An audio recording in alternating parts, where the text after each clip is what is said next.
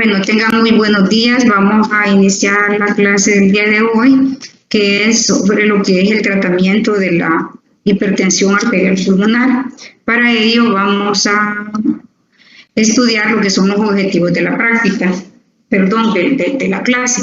¿Verdad? Que al finalizar el estudiante aprenda sobre lo que es la definición de la hipertensión arterial pulmonar, conocer la clasificación de la hipertensión arterial pulmonar, enumerar las causas, describir la farmacología que existe actualmente, ¿verdad?, para esta enfermedad, y conocer también los usos clínicos de los diferentes tratamientos que hay para tratar la hipertensión arterial dependiendo de la causa que la esté produciendo. Y así vamos a recordar un poco sobre lo que es el corazón, ¿verdad?, que tiene dos funciones.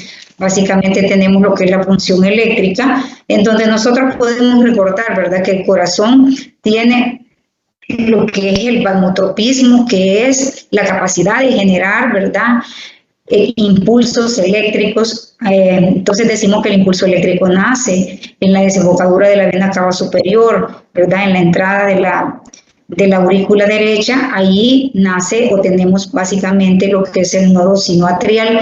Este nodo, ¿verdad?, manda estimulación a las asas internodales anterior, media y posterior, y luego, ¿verdad?, inmediatamente el estímulo se traduce a la otra aurícula izquierda, y de esto, una vez se da esta transmisión, regresa el estímulo hacia lo que es el ventrículo derecho, donde vamos a encontrar, ¿verdad?, lo que es el nodo auriculoventricular. Este se distribuye a lo largo de lo que es el tabique interventricular, para luego llegar al sistema, al haz de His en su rama derecha y su rama izquierda, y finalmente el estímulo eléctrico pasa a las fibras especializadas de Purkinje. Esto, como estudiantes de medicina, debemos de saberlo al dedillo, porque el fenómeno eléctrico del corazón, ¿verdad?, va a pasar en décimas de segundo antes que lo que es el fenómeno mecánico. Y recordando ustedes que el fenómeno mecánico, ¿verdad?, básicamente se conoce como el ciclo cardíaco, y decimos que un ciclo cardíaco es básicamente desde el inicio de una contracción, desde el inicio de un latido cardíaco hasta el inicio del siguiente latido. Y así vamos a decir nosotros que el corazón, ¿verdad?, aquí pueden ver ustedes la vena cava superior y la vena cava inferior. El corazón recibe sangre sistémica a través de lo que es la vena cava superior, de todo el extremo del tórax hacia arriba, y de todo lo que es del tórax hacia abajo, ¿verdad? La circulación sistémica está llegando sangre, una sangre que es color azul, lo que representa que es una sangre pobre en oxígeno. Una vez la sangre llega a la aurícula derecha, por medio del retorno venoso que está llegando acá, nosotros vemos cómo la aurícula derecha, una vez se va llenando, ¿verdad?, va aumentando las presiones intracavitarias, lo cual va a hacer de que el aumento de las presiones traslade por una contracción llamada sístole la sangre desde la aurícula hacia el ventrículo. El ventrículo se va llenando, ¿verdad? En la diástole vemos cómo está relajado, se va llenando. Una vez el ventrículo se llena, ¿verdad?, se abren las válvulas auriculoventriculares por cambio de presión intracavitaria hacia lo que es las arterias pulmonares. Es bien importante que ustedes sepan, ¿verdad?, que las únicas arterias que reciben sangre pobre en oxígeno a nivel sistémico son las arterias pulmonares, y las únicas venas que transportan sangre rica en oxígeno, ¿verdad?, son las venas pulmonares. Entonces, hoy vamos a hablar de lo que es las presiones, de lo que es la arteria pulmonar, y vamos a decir que la presión normal de la arteria pulmonar en reposo, ¿verdad?, tenemos una presión sistólica, la cual es de 18 a 25 milímetros de mercurio en reposo, y tenemos la presión diastólica cuando las arterias están relajadas, ¿verdad?, que es normalmente de 8 a 10 milímetros de mercurio. Entonces, todas aquellas patologías que nos afecten directa o indirectamente el corazón derecho va a traducir un aumento de la presión precapilar o postcapilar de las arterias pulmonares. Y esto nosotros vamos a conocer que si tenemos aumentada la presión, ¿verdad? Vamos a tener una hipertensión de las arterias pulmonares, que son estas estructuras que nosotros estamos viendo, que puede ser de origen precapilar o de origen postcapilar. Entonces, una imagen vale más que mil palabras. Esta imagen deben de aprendérsela, deben de recitarla. Cuando les pregunten sobre el ciclo cardíaco y el fenómeno mecánico del corazón, ustedes tienen que saber esto, ¿verdad? De que la sangre procede de la vena cava superior, de la vena cava inferior hacia la aurícula derecha. Una vez la aurícula derecha se llena, ¿verdad? El llenado de la aurícula derecha provoca la sístole auricular, la cual hace que se abran las válvulas auriculoventriculares, tanto derecha tricúspide como izquierda mitral. La sangre pasa por el 80% pasa por simple gravedad y un 20% lo hace cuando la aurícula se contrae, de tal forma que el ventrículo, vean ustedes la arquitectura del ventrículo derecho es menor, la pared del ventrículo derecho es un tanto menor que la pared del ventrículo izquierdo. ¿A qué se debe esta diferencia funcional y fisiológica? Se debe al movimiento de la sangre. El ventrículo derecho impulsa la sangre hacia las arterias pulmonares. En cambio, el ventrículo izquierdo, ¿verdad?, que lleva sangre rica en oxígeno, va a impulsar la sangre hacia lo que es el callado de la aorta, para que esta sangre llegue hacia lo que es todo el territorio de nuestro cerebro, y también baja, ¿verdad?, por el medio del callado de la aorta hacia la arteria aorta, la cual se distribuye a nivel de todo lo que es nuestro tórax, nuestro abdomen y nuestros miembros inferiores, de tal forma que es importante que conozcamos sobre la hipertensión de la arteria pulmonar. Tenemos 2 años de estar impartiendo esta clase, porque es una patología que hoy en día, ¿verdad?, es muy frecuente, y también es frecuente, no solamente, ¿verdad?, porque debemos de conocer, sino que hoy tenemos una enfermedad que se llama COVID-19. El COVID-19 está asociado a miocardiopatía, y dentro de esa miocardiopatía, los pacientes con COVID-19 les crece mucho el corazón, aumentan las presiones a nivel de lo que son el ventrículo derecho, aumentan las presiones de la arteria pulmonar, y son pacientes que a veces llegan a la unidad de emergencia quejándose de fatiga, de cansancio, ¿verdad? Y estos pacientes, al hacerles un ecocardiograma, se puede determinar que tienen algún grado de hipertensión de la arteria pulmonar, debido a que este virus tiene trofismo por el corazón, y no solamente provoca una dilatación de todas las cámaras cardíacas, sino que eso traduce un aumento también en las presiones tanto precapilares como postcapilares de la arteria pulmonar. Aquí tenemos, para que ustedes vean, una radiografía, la cual, ¿verdad?, ejemplifica los arcos del corazón, y ustedes vean, este corazón está grande, está crecido. Aquí tenemos lo que es el callado de la aorta. Este es el cono de las pulmonares, en donde vemos nosotros que es un cono de la pulmonar, está muy aumentado, lo cual traduce o nos hace pensar que este paciente puede tener una hipertensión de la arteria pulmonar. Obviamente, al haber un aumento en las presiones de la arteria pulmonar, esto va a hacer que entre en disfunción la cavidad derecha, y vemos aquí cómo el ventrículo derecho ha crecido. Pero no solamente el ventrículo derecho, también el ventrículo izquierdo lo vemos crecido. Entonces, este paciente tiene una hipertensión arterial pulmonar severa, con crecimiento de ambas cámaras cardíacas, tanto la cavidad derecha como la cavidad izquierda. A este lado ustedes pueden ver también cómo tenemos nosotros aumentado el cono de la pulmonar. Este es el callado de la aorta, que lo podemos ver acá, y luego viene las arterias, el tronco de las arterias pulmonares, que es esto que estamos viendo. Normalmente esto tiene que estar rectecito hacia acá, pero vemos nosotros cómo está bombando. Esto quiere decir que hay una hipertensión pulmonar. Nos hace predecir, porque no podemos nosotros, el diagnóstico de hipertensión pulmonar se hace por 2 métodos, por un ecocardiograma, y también se hace a través de cateterismo cardíaco, midiendo la presión arterial media de la arteria pulmonar in situ, ¿verdad?, metiendo un catéter de vena central, el cual llega hacia la aurícula derecha, el ventrículo derecho, y miden exactamente la presión pulmonar media de la arteria pulmonar. ¿Qué pasa cuando nosotros observamos que el cono de la pulmonar está aumentado. Esto traduce un aumento también a nivel de lo que es las cavidades derechas, y vemos aquí cómo se ve marcadamente las arterias pulmonares bien marcadas, que esto no es usual verlo, ¿verdad? Y esto es debido a una hipertensión de la arteria pulmonar. Probablemente este paciente ya esté en un estadio 2-3, ya se queja, ¿verdad? Y vamos a ver cuál es la clasificación de la hipertensión arterial pulmonar. Entonces, ¿cómo vamos a definir la hipertensión arterial pulmonar? En primer lugar, vamos a decir que es la elevación de la presión pulmonar en reposo igual o mayor a 25 milímetros de mercurio.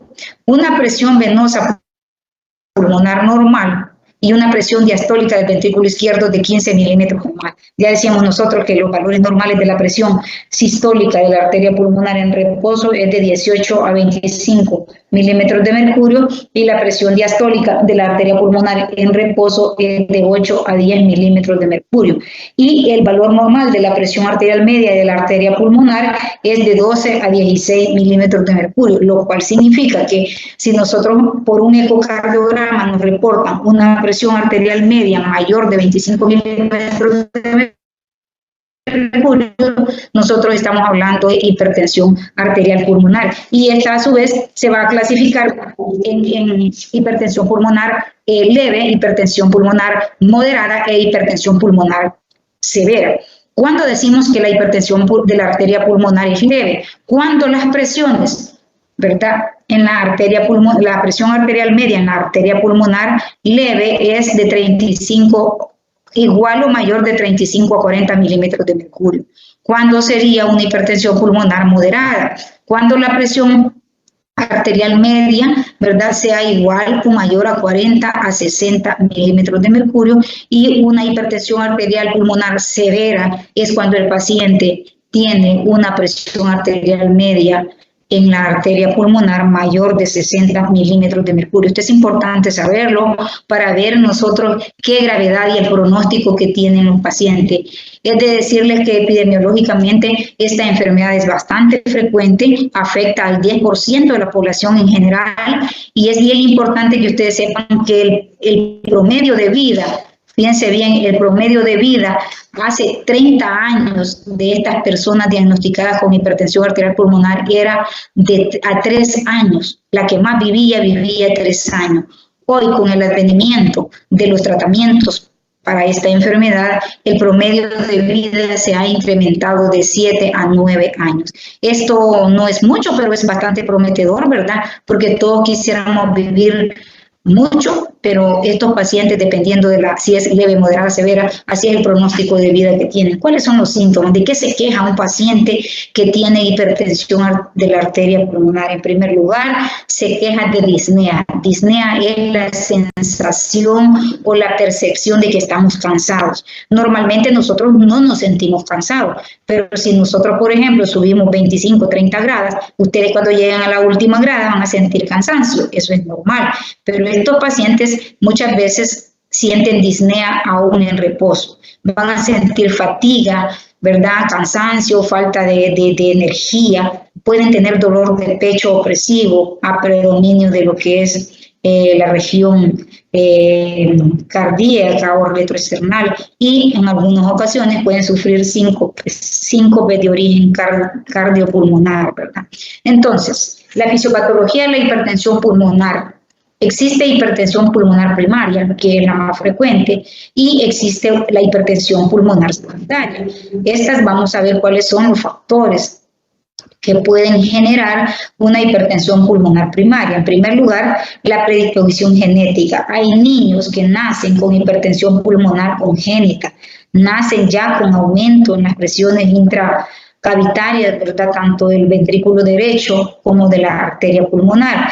La predisposición genética tiene que ver con básicamente estos genes, ¿verdad?, que los niños ya traen, estos genes del BMPR, 2-ALK1, ¿verdad? Un porcentaje de niños pueden tener estos genes. Y tenemos también factores de riesgo. ¿Cuáles son los factores de riesgo? Poseer el virus de la inmunodeficiencia, la hipoxia crónica o aguda puede generar una hipertensión de la arteria pulmonar, las trombosis o los coágulos por un trombo obstruye, la luz de la arteria pulmonar hace de que agudamente, ¿verdad?, se pueda aumentar la presión de la arteria pulmonar. Enfermedades como el lupus eritematoso sistémico, la artritis reumatoide, la esclerosis sistémica, ¿verdad?, pueden provocar inflamación en el músculo liso de la arteria pulmonar, van a inflamarlo, van a remodelar el músculo liso, va a reducir el diámetro y esto va a provocar una hipertensión arterial pulmonar. ¿En qué se traduce estas causas, verdad? En una injuria vascular inicial, es decir, va a haber, fíjense bien, a nivel de lo que es el músculo liso, las células del músculo liso de la arteria pulmonar, un aumento en la proliferación de las células, va a haber una disfunción endotelial inicial. Esa disfunción y el aumento en la remodelación de las células del músculo liso vascular arterial va a provocar inflamación, activación de las plaquetas, aumento de las citoquinas, aumento de la serotonina, aumento de la, de las prostaglandinas, ¿verdad? Y va a ocasionar una disminución del péptido vasoactivo. Y esto va a ocasionar un desbalance entre lo que es la vasoconstricción y la vasodilatación. Si activan los factores que aumentan la vasoconstricción, como el aumento de la endotelina A, ¿verdad?, el aumento de los tromboxanos, el aumento de la serotonina, pero al mismo tiempo, compensatoriamente, va a haber una activación de los factores vasodilatadores, como el óxido nítrico, las prostaciclinas y el péptido intestinal vasoactivo, los cuales al disminuirse van a poder ganar los vasoconstrictores y de esa forma se produce un desbalance, lo cual se va a traducir en una vasoconstricción, disminución de la luz de la arteria pulmonar, aumento de las presiones precapilares o postcapilares, ¿verdad? Y esto va a constituir un remodelado, una hipertrofia del músculo liso vascular, en donde se van a activar los factores activadores de las plaquetas, del endotelio, ¿verdad? Y van a provocar también mayor tendencia a la trombosis in situ. Esto va a provocar inflamación en las células de las arterias del músculo liso de las arterias pulmonares, lo cual va a ocasionar un remodelado vascular pulmonar inicial y totalmente progresivo, ¿verdad? Entonces, vean ustedes que la hipertensión pulmonar no es una enfermedad sencilla. Hay una fisiopatología bien definida en donde va a haber un desbalance entre los factores vasoconstrictores y vasorelaxadores. Entonces, vamos a decir que esta enfermedad es progresiva, compleja, a menudo se va complicando en enfermedades comunes del corazón que afectan los pulmones, ¿verdad? Los únicos subtipos de hipertensión pulmonar con farmacoterapia efectiva son la hipertensión de la arteria pulmonar y la hipertensión de la arteria pulmonar, ¿verdad? Más que todo en la enfermedad embólica de tromboembolismo pulmonar crónico. Las terapias que incluyen el tratamiento, y dicen que son los dos únicos subtipos de hipertensión que tienen tratamiento, porque los otros básicamente son tratamientos paliativos, no curativos. Entonces, estas terapias incluyen el manejo del volumen de los pacientes, ¿verdad? Cuando ya hay una insuficiencia cardíaca, pues hay que manejarlo con diuréticos. Se pueden administrar anticoagulantes orales o parenterales.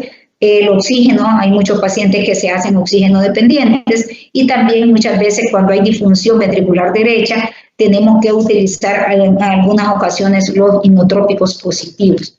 Entonces, ¿cuál es el blanco de la farmacoterapia para corregir los mecanismos fisiopatogénicos que producen la hipertensión pulmonar? En primer lugar, ¿verdad?, tenemos que ayudar al remodelado vascular pulmonar. Si nosotros observamos el remodelado, ya lo vamos a ver en una gráfica más adelante, puede provocar un engrosamiento hacia adentro, reduciendo la luz del vaso sanguíneo, o puede provocar un remodelamiento hacia afuera, que también provoca un deterioro en la vasculatura. Y la trombosis, si nosotros tenemos un trombo alojado en la arteria pulmonar, con suerte a veces el paciente no se muere, pero muchas veces este paciente se muere agudamente. Vamos a tener un engrosamiento de la pared vascular pulmonar. ¿Cuáles son las terapias y cómo se clasifican? Las terapias, básicamente, nosotros todo aquello que estimule la producción del óxido nítrico no va a ser una terapia efectiva para tratar la hipertensión arterial pulmonar. El óxido nítrico se utiliza más que todo en aquellos pacientes que nacen, ¿verdad?, con una hipertensión pulmonar neonatal debido a un factor genético, en donde vamos a tener aquellos medicamentos que van a estimular la producción de óxido nítrico, como son los que mejoran la señalización del GMP cíclico, ¿verdad?, y del sistema de las proteinquinasas. Además de eso, vamos a tener los agonistas de los receptores de membrana, los antagonistas del receptor de membrana y los bloqueantes de los canales de calcio, ¿verdad?, canales iónicos, que van a ser inhibidores para provocar una disminución del calcio citosólico, y de esa forma vamos a obtener una mayor relajación del músculo liso vascular pulmonar, mejorando la fisiopatología de esta enfermedad. Entonces, vean ustedes, una imagen vale más que mil palabras. Aquí nosotros tenemos, ¿verdad?, lo que es un vaso sanguíneo normal. Vean ustedes en esta imagen, tenemos una arteria pulmonar normal. Esto es bien importante porque la presión de la arteria pulmonar va a ser igual a la, ¿cómo que se le llama esto?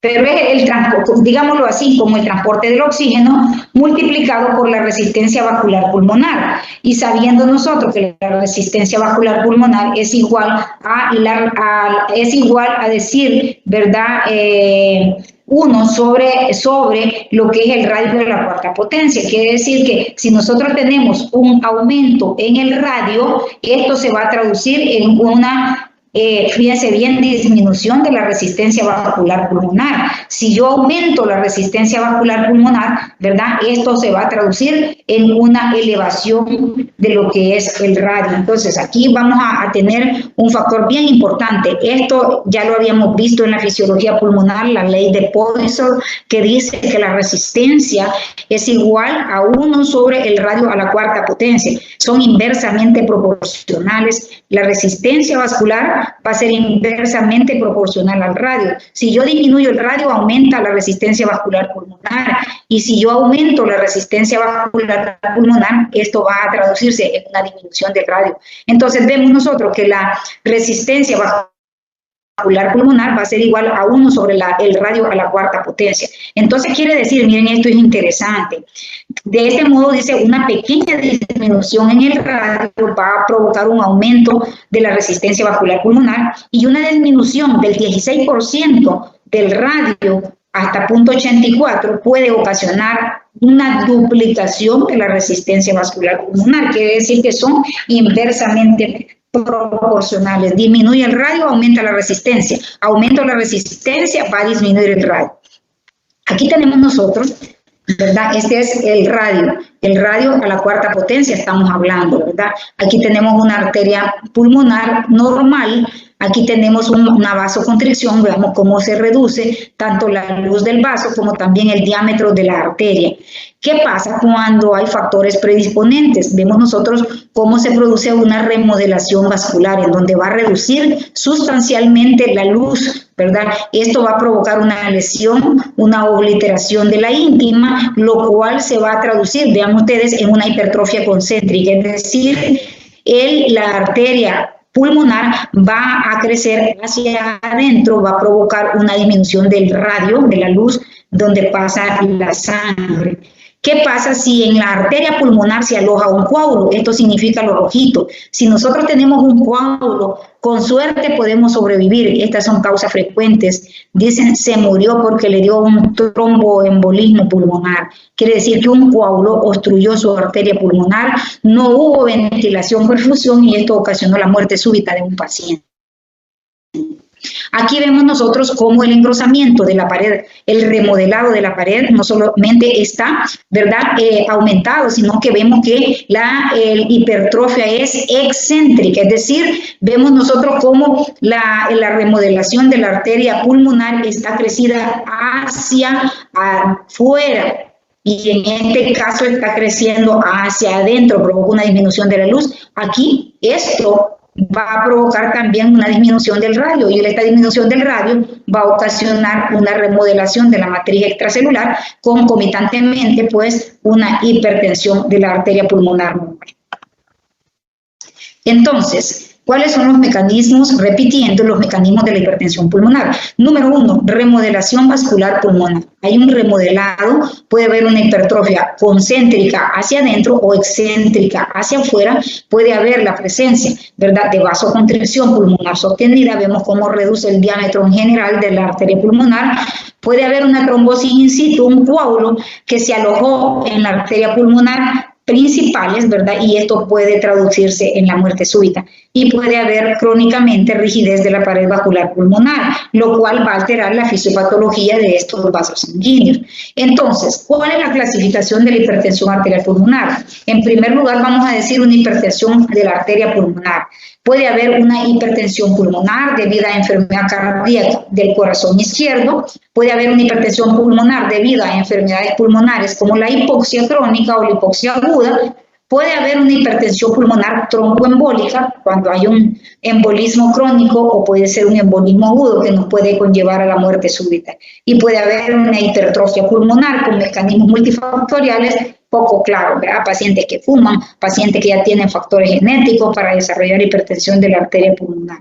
Entonces, ¿cuáles son los mediadores vasoactivos que contribuyen a el remodelado y que contribuyen a generar hipertensión de la arteria pulmonar? En primer lugar, tenemos los mediadores vasoactivos, los péptidos que se ven afectados en esta enfermedad. Tenemos el óxido nítrico, la prostaglandina I2, los tromboxanos A2, el péptido intestinal vasoactivo, la serotonina y la endotelina. ¿Qué es lo que va a pasar? Van a provocar un cambio en la presión arterial pulmonar, ¿verdad? El óxido nítrico disminuye la presión arterial, la prostaglandina I está asociada a una disminución de la presión arterial, los tromboxanos asociados a aumento en la presión arterial, el péptido intestinal vasoactivo es vasorrelajante y disminuye la presión arterial pulmonar, la serotonina la aumenta y la endotelina pues es uno de los más potentes vasoconstrictores que conocemos. ¿Qué es lo que va a ocasionar? Algunas veces, ¿verdad?, contracción vascular, casi en general, ¿verdad?, todos.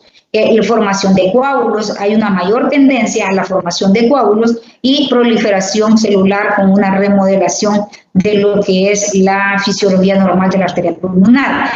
¿Cómo se clasifica funcionalmente la hipertensión pulmonar? En estadio 1, 2, 3 y 4. El estadio 1 son aquellos pacientes que ya tienen hipertensión de la arteria pulmonar. Es una hipertensión, digamos, leve, que no le provoca ningún síntoma en el momento o el paciente quizá no se ha percatado. En este caso, lo que se le sugiere al paciente, si accidentalmente le diagnostican, porque se hizo un eco, a veces a las clínicas nos vienen pacientes que quieren una evaluación cardiovascular porque van a tomar un seguro y los seguros de vida hoy en día te piden evaluación cardiovascular, que te hagan un ecocardiograma, una prueba de esfuerzo para saber tu probabilidad de morirte a corto plazo. Entonces vienen y uno accidentalmente, ¿verdad?, o por un examen de rutina, diagnostica una hipertensión arterial. El paciente no venía con síntomas o más bien no siente síntomas. En este caso solo se le recomienda, ¿verdad?, cuidarse, comer sano, tomar bebidas sanas, hacer ejercicio 30 minutos diarios, 5 veces a la semana, como lo recomiendan las sociedades europeas y americanas del corazón, ¿verdad? Y un tratamiento expectante, la rehabilitación, en este caso, de estos pacientes.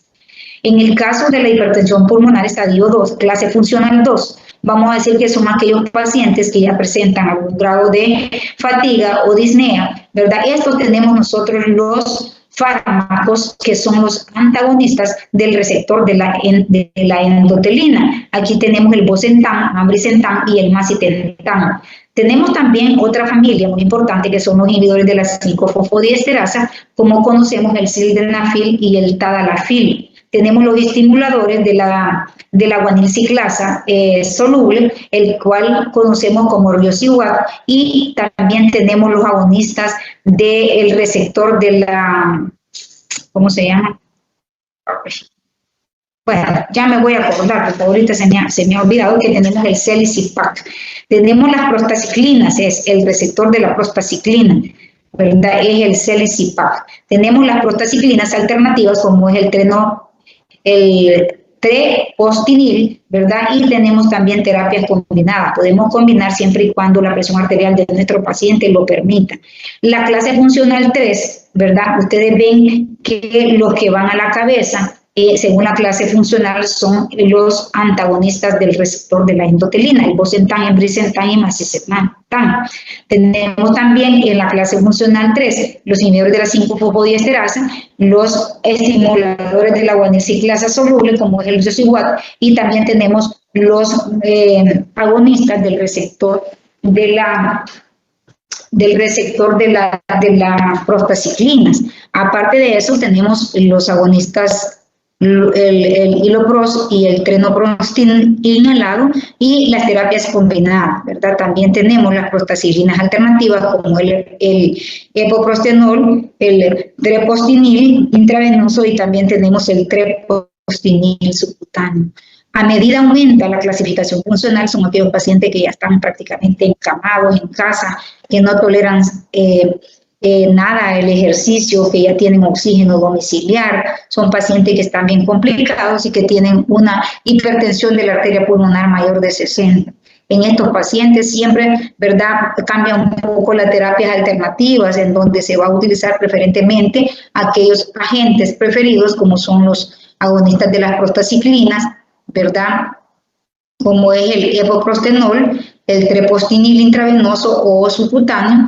Tenemos alternativas combinadas, como la terapia combinada con prostaciclina, como es el hilopros y el trepostinil inhalado. Y aquí ya los antagonistas de la endotelina pasan a un segundo plano, ¿verdad? Y aquí tenemos nosotros que pueden ser utilizados también medicamentos combinados, como los inhibidores de la 5-fosfodiesterasa, los estimuladores de la guaniciclasa soluble y también los agonistas del receptor de la... los antagonistas del receptor de las prostaciclinas.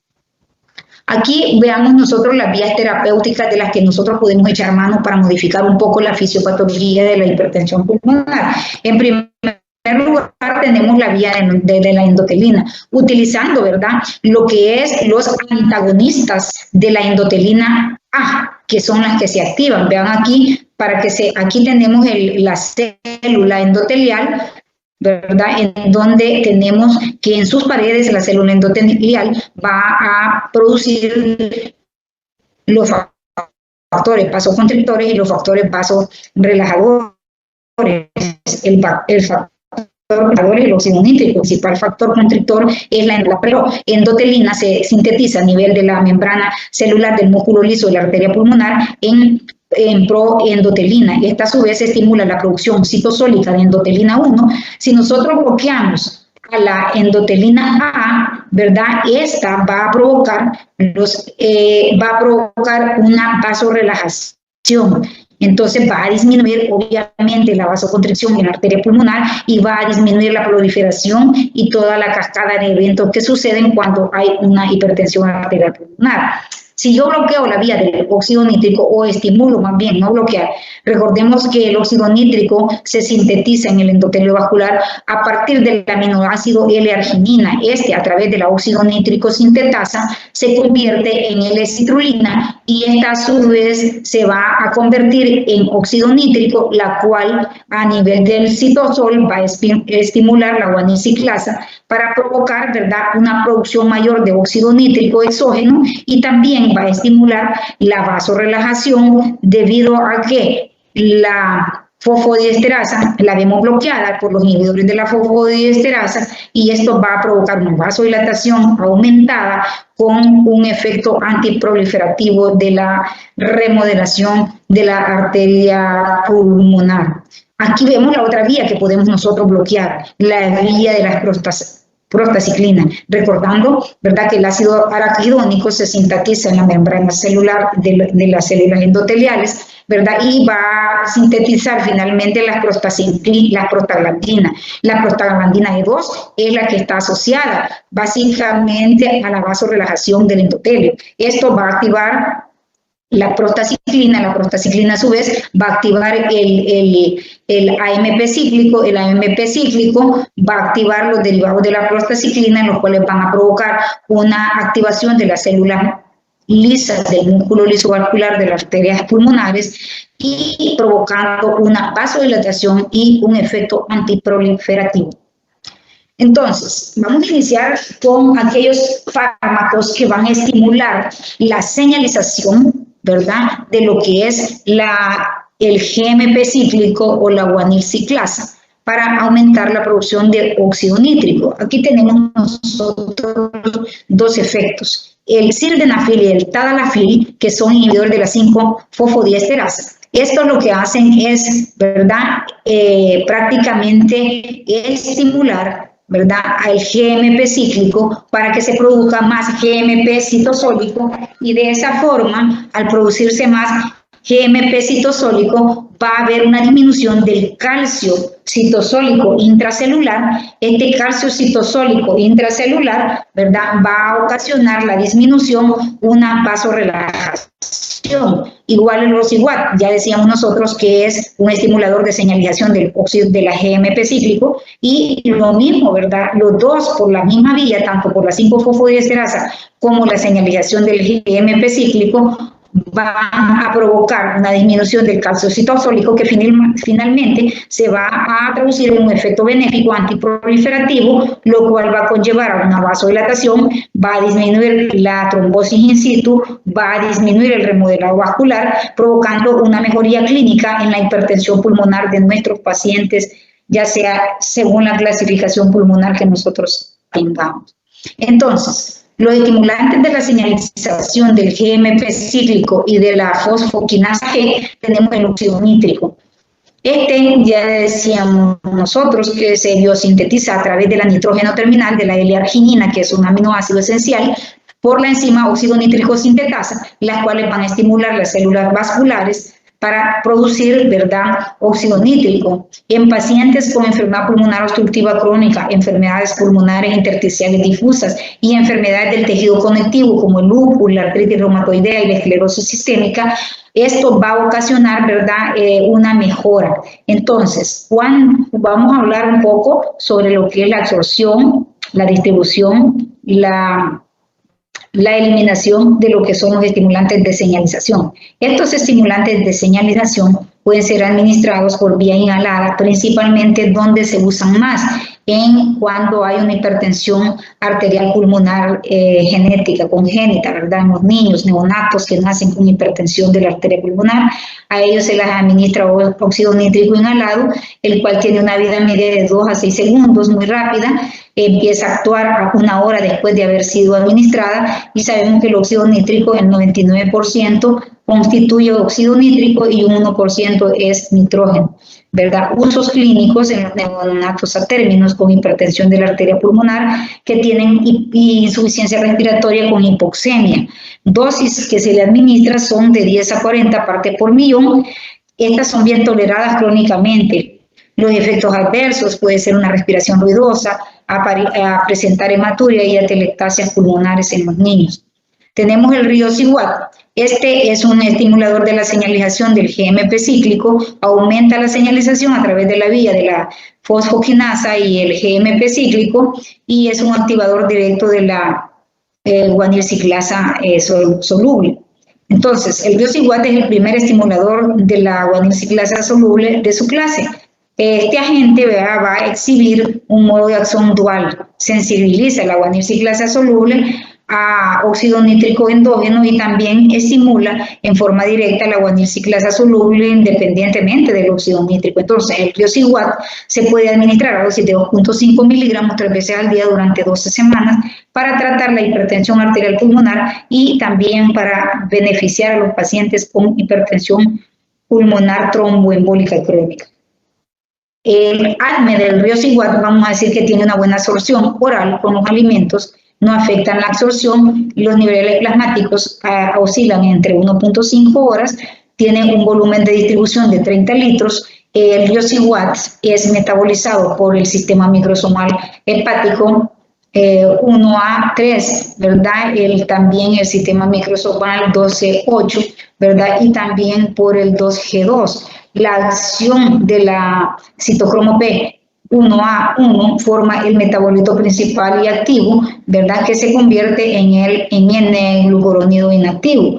La vida media del Rosiwat es más o menos 12 horas, ¿verdad? Y se administra para hipertensión pulmonar en sujetos sanos hasta 7 horas. Las indicaciones, pues ya decíamos nosotros que las hipertensiones pulmonares que más se tratan son las que son de causa tromboembólica y las que son hipertensión pulmonar primaria. Reacciones adversas que puede provocar la dosis de Rosiwat es hipotensión grave, síncopes, si se usa con nitratos, ¿verdad? O con inhibidor de la 5-fosfodiesterasa, hay que tener cuidado porque puede provocar hipotensión, ¿verdad? La toxicidad de embrión fetal, que también puede dar en mujer envasada, tendencia al sangrado, dolores de cabeza, molestias gástricas, ¿verdad? Como aumento de los ácidos, puede provocar mareos, náuseas, anemia, reflujo, ¿verdad? Epistaxis y edema periférico. Tenemos los inhibidores de la 5-fosfodiesterasa, creo que ustedes ya han escuchado. Tenemos lo que es, estos van a remodelar el tono vascular liso, ¿verdad? El sildenafil es utilizado para la disfunción eréctil en los hombres, ¿verdad? Debido a que aumentan las cantidades de óxido nítrico, estimulando el AMP cíclico, y esto va a provocar una vasodilatación. Al haber una vasodilatación va a disminuir la hipertensión arterial pulmonar. Los inhibidores de la 5-fosfodiesterasa, el sildenafil específicamente, tienen buena absorción oral, ¿verdad? Sus concentraciones plasmáticas redundan ahí por la hora y más o menos duran la vida media de 4 horas. El sildenafil se elimina por el sistema microsomal CYP3A hepático, ¿verdad? Y por la CYP2. Su metabolito principal es el N-desmetilsildenafil, se une a proteínas plasmáticas en un 96% y se elimina. Su eliminación se reduce en pacientes ancianos mayores de 65 años. La dosis oscila entre 5 a 20 milímetros de mercurio 3 veces al día, ¿verdad? De 40 a 80 miligramos al día. Los agonistas del receptor de las prostaciclinas. Aquí tenemos el principal que se sintetiza y se libera desde las células endoteliales vasculares, ejerce efectos relajantes y antiproliferativos en las células musculares lisas vasculares, similar al del óxido nítrico y también similar a lo que es la prostaciclina 2. Se considera que el factor relajante derivado del endotelio, ¿verdad?, cuyo mecanismo de acción de las prostaciclinas es unirse a la membrana plasmática de las células del músculo liso y las arterias pulmonares, activando el sistema de la guanilciclasa, el AMP cíclico, ¿verdad?, y también de las sistemas de las, ¿cómo se le llama esto?, de las sinasas. La inhibición de la fosfodiesterasa de los nucleótidos cíclicos, principalmente la fosfodiesterasa 3 y 4, realza los efectos relajantes y antiproliferativos mediados por el AMP cíclico y también por la quinasa endotelial, ¿verdad?, del músculo liso de las arterias pulmonares. Aquí tenemos un resumen de lo que son los análogos de las prostaglandinas, es decir, los agonistas de las prostaglandinas y como es el Selexipag. Veamos nosotros que estos se van a actuar a nivel de lo que son los receptores de las prostaciclinas, ¿verdad? Van a estimular la producción de adenilciclasa. Al producirse mayor adenilciclasa citosólica, el ATP se convierte en AMP cíclico, el AMP cíclico va a generar, ¿verdad?, mayor GMP cíclico, y este GMP cíclico va a disminuir el calcio citosólico. Al disminuir el calcio citosólico va a provocar varios efectos, un efecto anticoagulante, un efecto antiproliferativo, lo cual se traduce en una disminución del remodelado vascular, una disminución de la trombosis in situ, una vasodilatación y por lo tanto mejora notablemente, ¿verdad?, los análogos de las prostaglandinas y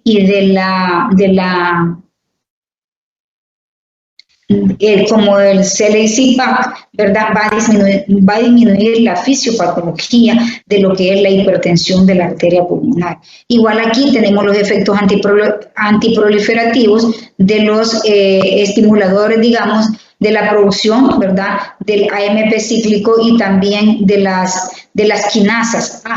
Aquí vemos nosotros cómo la disminución de todos estos factores, ¿verdad?, van a provocar finalmente pues disminución en el remodelado, una disminución en la proliferación celular, una disminución del crecimiento proliferativo, aumentando la probabilidad de vida y la supervivencia de los pacientes con hipertensión de la arteria pulmonar. Tenemos el epoprostenol, son prácticamente, ¿verdad?, la primera prostaglandina I sintética. El epoprostenol tiene efectos inhibitorios dependientes de la dosis, tanto en la resistencia vascular sistémica como también en la resistencia vascular pulmonar. Quizás es esta una de las cosas que se debe de tomar en cuenta, que este medicamento no solo mejora la hipertensión pulmonar, como lo es el óxido nítrico inhalado, que se utiliza para tratar la hipertensión pulmonar y actúa in situ, es decir, en la arteria pulmonar. No tiene actividad a nivel sistémico, en cambio estos fármacos sí tienen actividad de vasodilatación sistémica, lo cual puede ocasionar una hipotensión en los pacientes. Aquí tenemos una vida media corta del epoprostenol, ¿verdad?, de 3 a 5 minutos. Se requiere de un sistema de bomba para la administración intravenosa, porque es termoestable, es decir, que se altera con la luz solar, ¿verdad?, y con el calor. Es un agente que sigue siendo un pilar en el tratamiento de la hipertensión arterial pulmonar en etapa avanzada. Dentro de los efectos adversos va a provocar mialgia o dolor en los músculos, dolor en las extremidades, dolor en la mandíbula, puede provocar náuseas o deseo de vomitar, dolores de cabeza, molestias gastrointestinales como diarrea, puede haber por la vasodilatación rubor en la piel, mareos e hipotensión sistémica debido a que disminuyen las resistencias vasculares sistémicas totales. El treprostinil, ¿verdad?, es un análogo o un agonista de la prostaglandina I2 que tiene una vía media un poquito más prolongada, está disponible por vía subcutánea intravenosa y también inhalada y oral. La administración inhalada tiene beneficios vasodilatadores pulmonares más potentes, ¿verdad? El treprostinil, dosis de 0.5 miligramos 2 veces al día. Esta dosis se ajusta cada 3 días hasta un máximo de 21 miligramos 2 o 3 veces al día.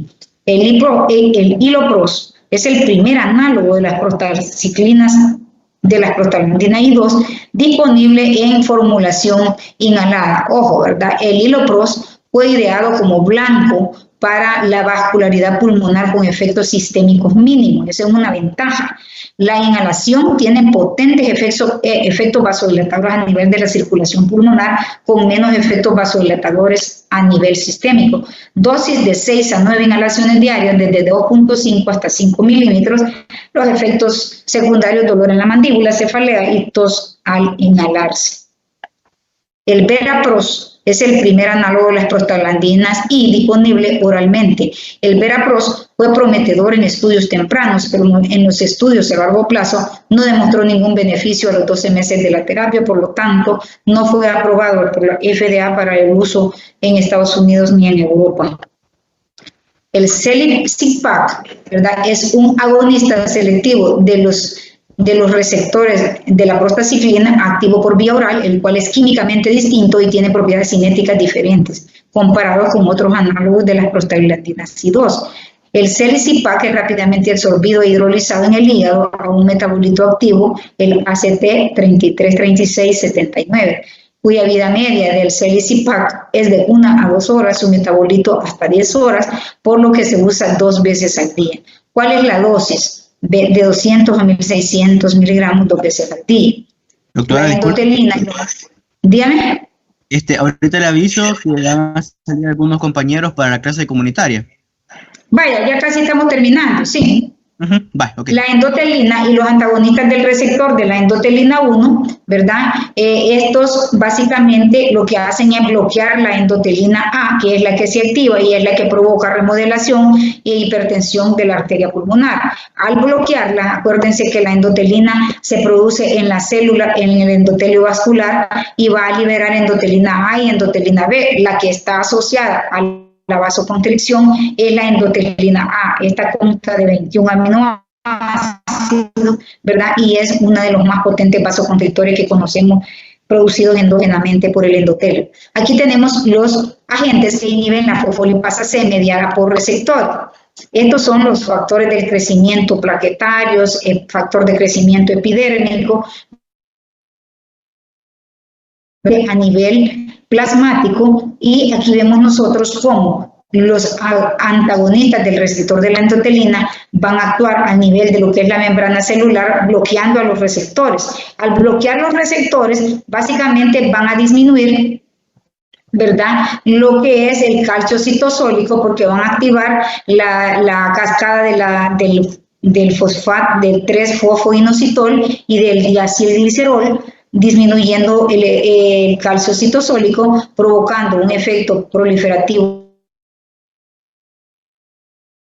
Va a traducirse en una disminución de la remodelación, una disminución de la tendencia a la trombosis, una disminución de la vasoconstricción y un mejoramiento de lo que es la hipertensión arterial pulmonar. Tenemos los antagonistas del receptor de la endotelina, como es el bosentan, el macitentan y el ambrisentan. Estos tres antagonistas de la endotelina A disponibles son metabolizados por el sistema microsomal CYP3A4 y en cierta medida por los sistemas microsomales CYP12-9 y CYP12-19.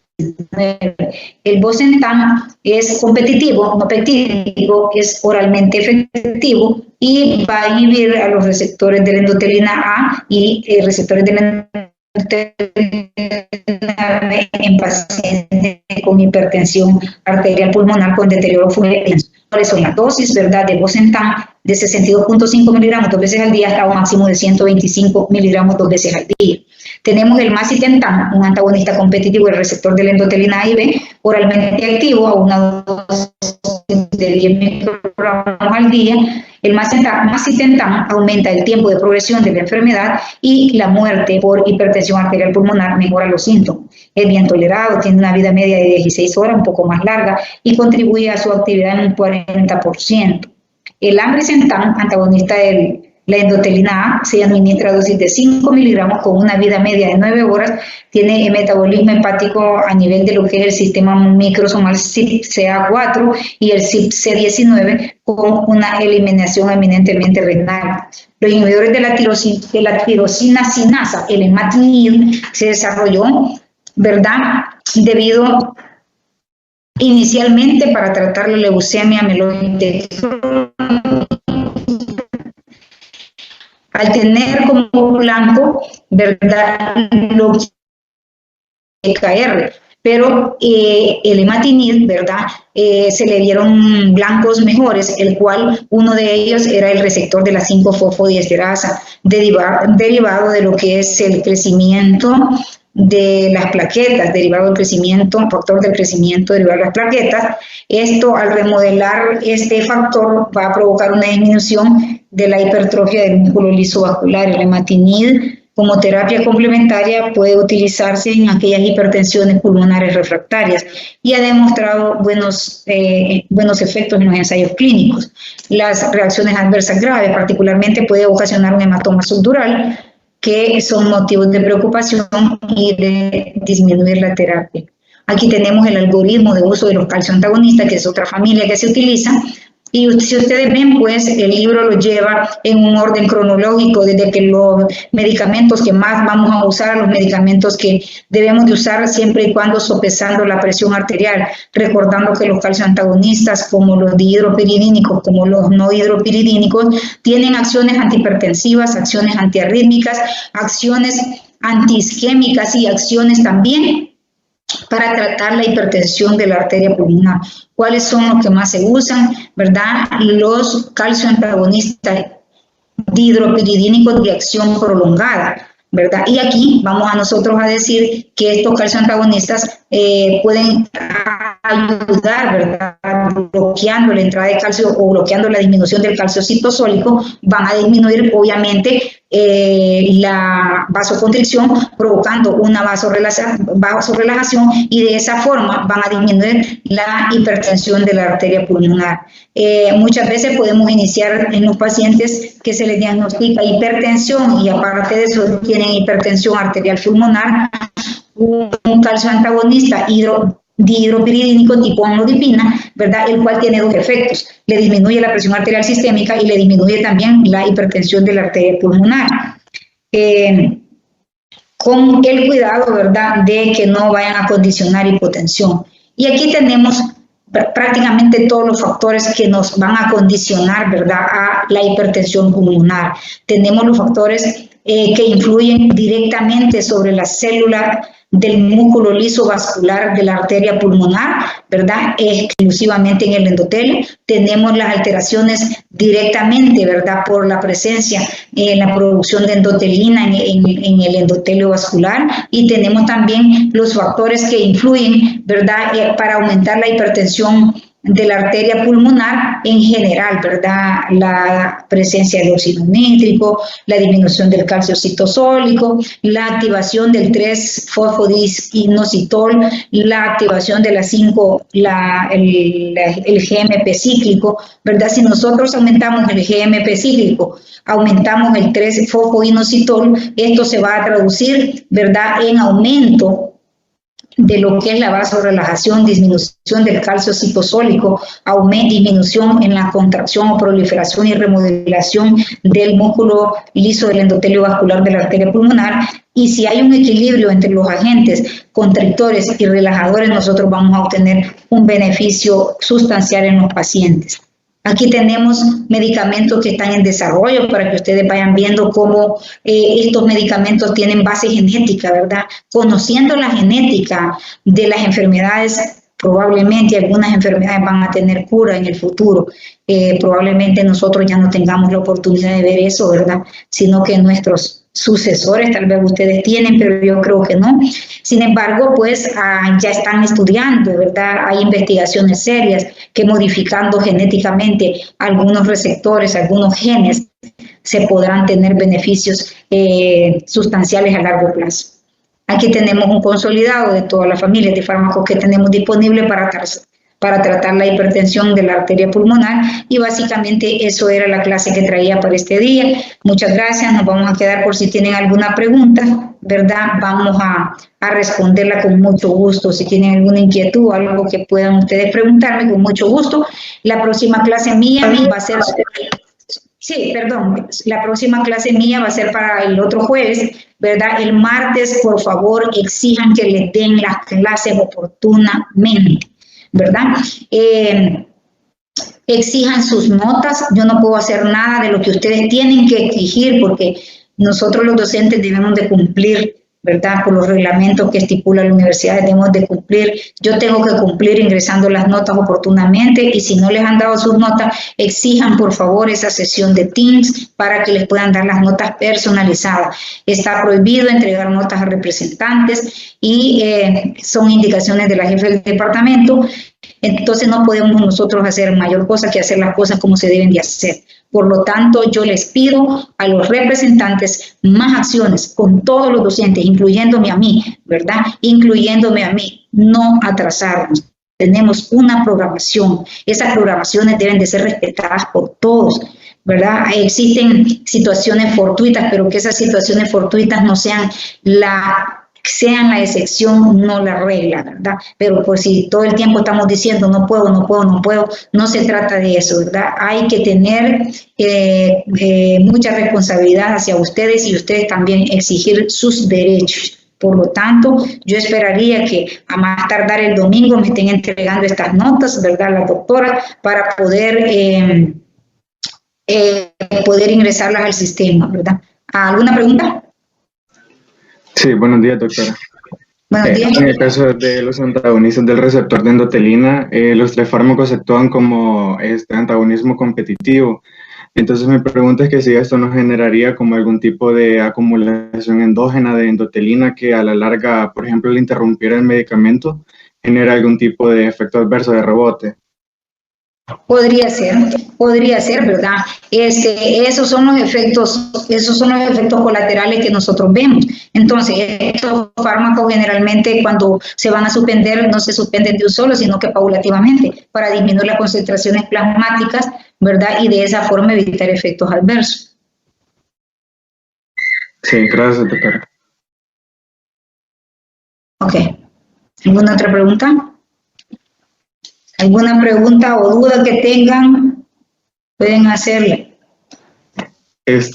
Otra, en el caso de los inhibidores de la 5-fosfodiesterasa, se menciona que, por ejemplo, en el sildenafil, a dosis de 5 a 20 miligramos 3 veces al día, dice que mejora la capacidad para hacer ejercicio, la clase funcional y la hemodinamia. Pero después dice que a dosis mucho más grandes, que ya son de 20 hasta 80 miligramos